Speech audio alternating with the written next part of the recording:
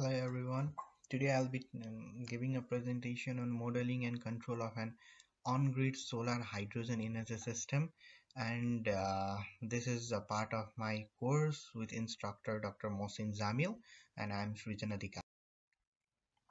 So my outlines are like this. I'll give you an introduction and then objectives, literature review, the description of the system, and we'll conclude with the simulation and So first of all, I'll be starting with the introduction, and I'll be telling. I'll just start with the introduction.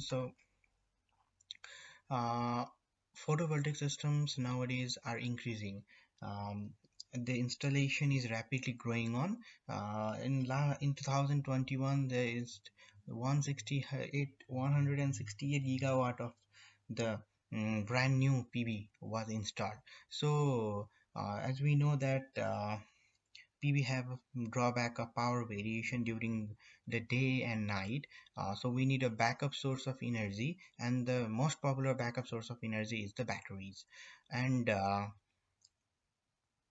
um, apart from batteries, we can also use hydrogen-based storage because of its high energy density, good conversion efficiency, and physical durability. So in this presentation, I'll be describing a energy management system algorithm that will stabilize the DC voltage, frequency regulation, and lower the possibility of power loss in the system. So there's a graph of a dot curve. This curve uh, depicts that where in the daytime, when the sun is high, the consumption of the system is low. So at this time, all the produced energy can be stored, and I'll be talking about the storage in the form of hydrogen. So why not batteries? Okay, so as we know that batteries are made up of chemicals, so they need to be dumped somewhere. While dumping, they will produce chemicals and they'll contaminate the ground and the surface water. So and lithium batteries, as they are popular nowadays, they can cause long lasting land fires and fires in the forest. Okay, so we have proposed hydrogen as an alternating fuel because it doesn't have any byproduct. It's simply heat and water, and only we need there is the resource, water resource, and the energy is also quite efficient, as we can see in the slide. 1 kilogram of hydrogen is nearly same as 1 gallon or 2.8 kilogram of gasoline. That is quite similar. So our objective is we'll define the system components, use a Homer software to optimize the system, and then we'll do dynamic simulation using Matlab. So while doing this project, we have gone through many references. Some of them are highlighted over here. So most of them have devised different types of algorithms to developing the algorithms to control the renewable energy system, the hybrid system. Maybe it may be solar, it may be wind with the battery system or a fuel cell system. So basically, everybody has just suggested a sort of type of algorithm that we went through the literature. So our system, you can see the system diagram over here. We have a PV array and a hydrogen tank. The PV array will electro with the help of electrolyzer, it will fill the hydrogen tank, and when it's filled, um, it will try the PV arrays power will be transferred to the grid. So at times of night when we need the electricity, the fuel cell will help to produce the power. So all this is taken care of by the energy management system. So this is our system design in Matlab. And also we have a MPPT, we have percolation and our arbitration MTPP. We have used that for the maximum power tracking. And And now we'll do the steady state simulation in the Homer. But as we can see in the slide, we can see that after the simulation, we have 15 kilowatts of PV panels, 2 kilowatt of electrolyzer, 10 kg of hydrogen tank, and a 2 kilowatt of fuel cell.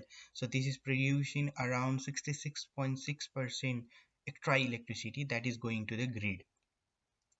And another slide, we can see the production of hydrogen is, if we can, during the hot months, that is around June, July, August, there is a large amount of hydrogen produced.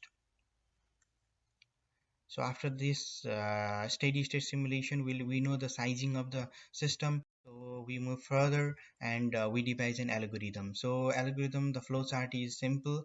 We'll be reading the power and the hydrogen tank level. If the power is low, if there's no any sunlight, then the algorithm or the controller will read the hydrogen level, and if the hydrogen level is sufficient, fuel cell will be turned on. If it's not, the system needs to be shut down.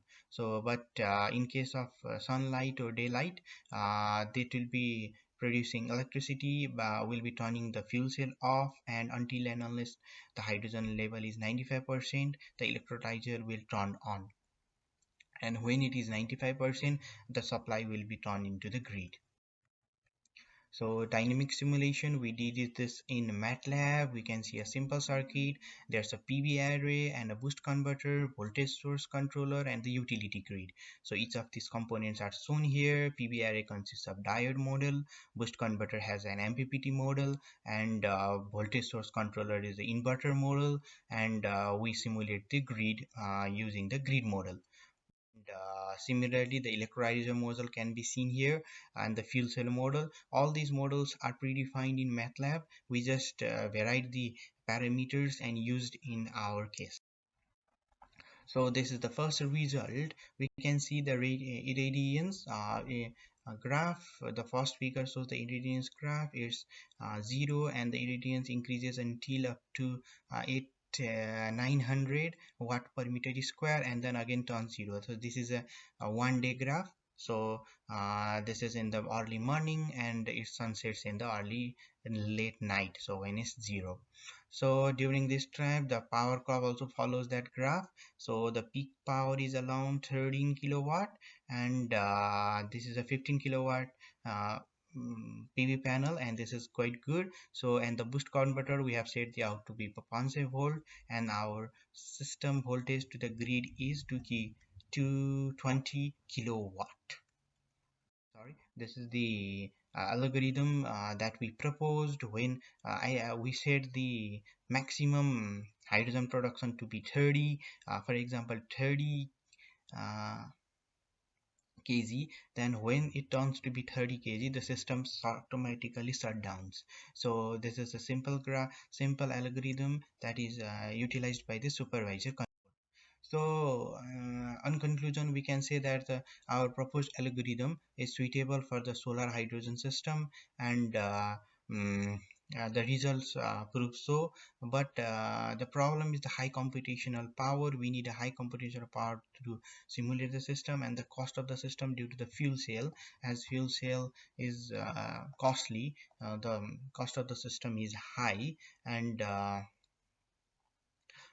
so further research can be done, and some intelligent tools like AI tools like fuzzy logics, neural networks can be developed and for the prediction of energy management algorithm.